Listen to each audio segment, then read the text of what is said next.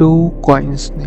लेकिन crypto coin को समझने से पहले हम समझेंगे कि क्रिप्टो कॉइन की स्टोरी क्या है। 15 सितंबर 2008 लेमन ब्रदर क्राइसिस होने के बाद कई बिलियनियर्स और मिलियनियर्स रोडपति हो गए, यानी कि बैंकरप्ट हो गए। वर्ल्ड पे फाइनेंशियल क्राइसिस आ गए, इकोनॉमीज डिस्ट्रॉय हो गई, कंट्रीज इकोनॉमिकली कोलैप्स कर गई, बैंक्स बर्बाद हो गए और लोगों की जिंदगियां तबाह हो गई। ये था 2008 का लेमन ब्रदर क्राइसिस।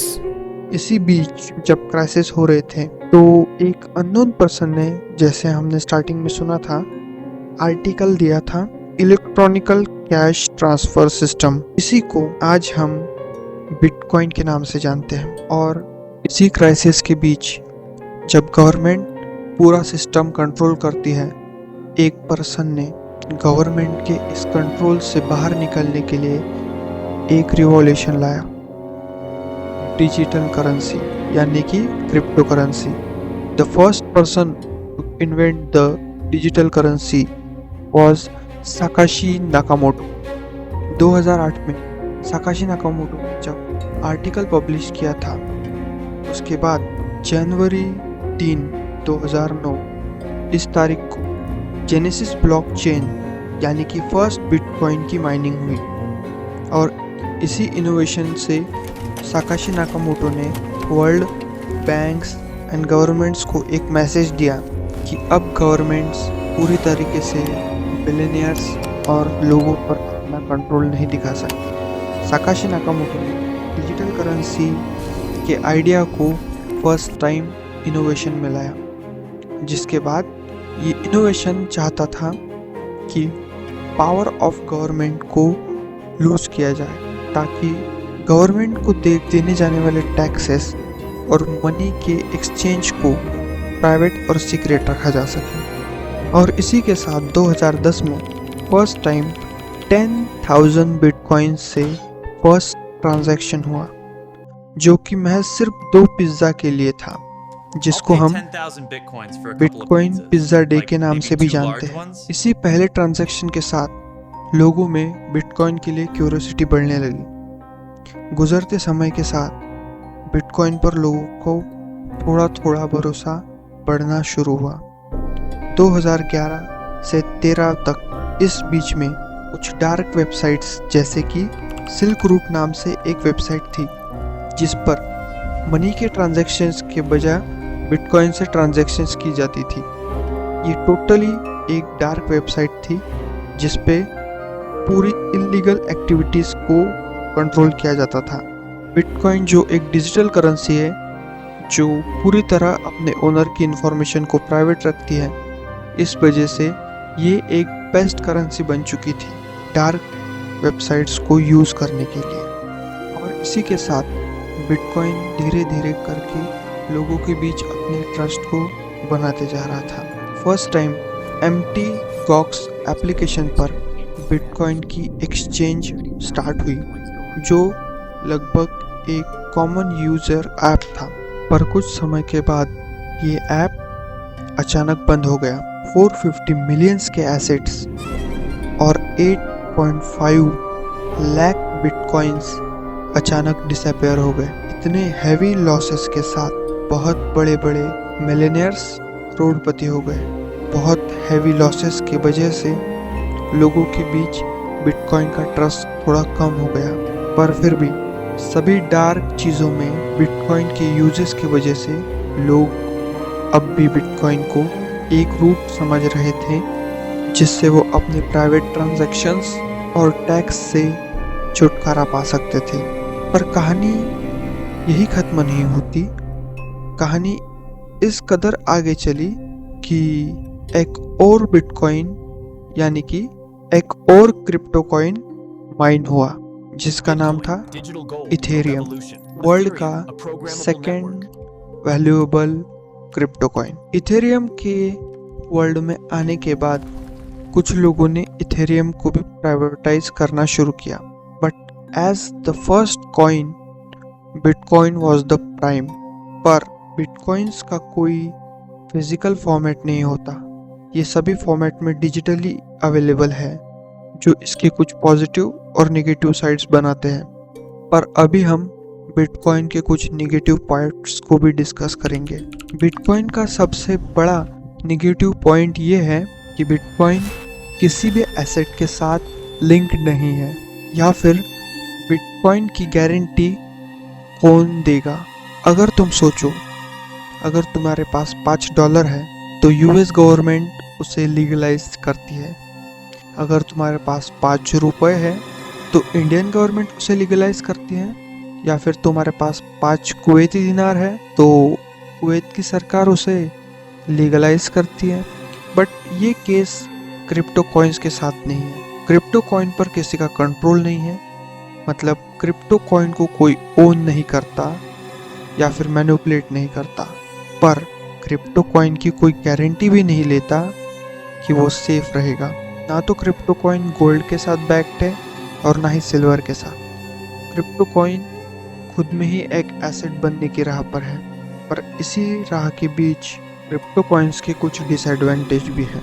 जैसे कि क्रिप्टो कॉइन कंट्रोल नहीं होता, उसी की वजह से क्रिप्टो एक्सचेंज प्लेटफॉर्म्स अगर भरोसे के लायक ना हो तो ये आपको हैवी लॉसेस भी प्रोवाइड कर सकते हैं। 2014 से लेके 2017 तक बिटकनेक्ट, OneCoin, प्लस टोकन ऐसे कई एक्सचेंज प्लेटफॉर्म्स ने लाखों लोगों के साथ करोड़ों के बिटकॉइन फ्रॉड किए, जिसमें एक्सचेंज प्लेटफॉर्म्स ने एक्सचेंज अमाउंट के बिटकॉइंस को एप्लीकेशन में शो किया, पर कुछ समय बाद ये एप्लीकेशंस बंद हो गए। है तो बिटकॉइन एक डिजिटल करेंसी और जो उसी ऐप के साथ पैक्ड है। अगर ये ऐप बंद हो जाते हैं या फिर बिटकॉइन ही बंद हो जाता है तो इसके लिए रिस्पॉन्सिबल कौन होगा? आप खुद। पर कहानी यही खत्म नहीं होती। इसी बीच 2018 में बिटकॉइन 20,000 से गिरकर $3,000 पर पहुंच गया। इन्हीं सभी फ्रॉड्स, स्कैम्स और अनएप्रोप्रिएट एक्सचेंज ऐप के वजह से लोगों का बिटकॉइन में ट्रस्ट खत्म होने के कगार पर आ चुका था। इन्वेस्टर्स अपने पैर पीछे खींच रहे थे, मार्केट डिसरप्ट हो गई थी और क्रिप्टो एक बार फिर से अपने इनिशियल स्टेज में आ चुका था। पर फिर भी कुछ लोगों के भरोसे की वजह से क्रिप्टो मार्केट बनी रही।